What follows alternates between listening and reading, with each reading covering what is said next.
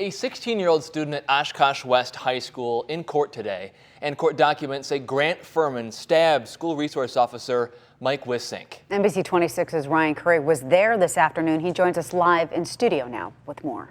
Ryan. John and Nina, Furman has been charged as an adult with one count of first-degree intentional homicide. The district attorney says the details made it clear for this office to charge him as such. It's the first time in this case Grant Furman appeared in front of a judge. The impact on the community, on the school, on the students, on Officer Wissink, gravity is extraordinarily significant. Just over a week ago, the school was placed on lockdown and students were later evacuated.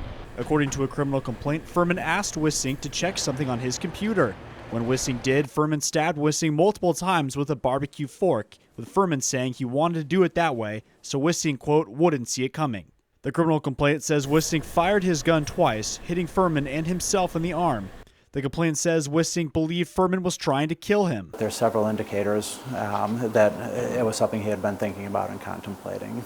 Court paperwork says Furman has been taking medication for ADHD, and he said he had thoughts of taking Officer Wissink's gun and holding it. The criminal complaint says on the day of the incident, Furman posted to Snapchat saying, "Today is the day."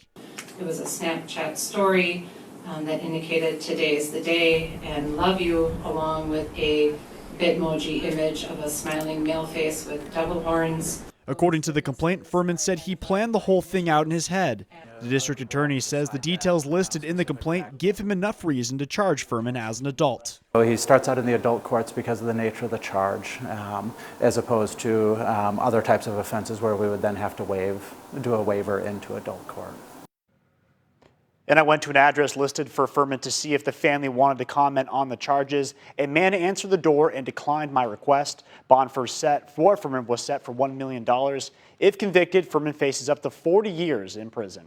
Ryan Curry, NBC 26.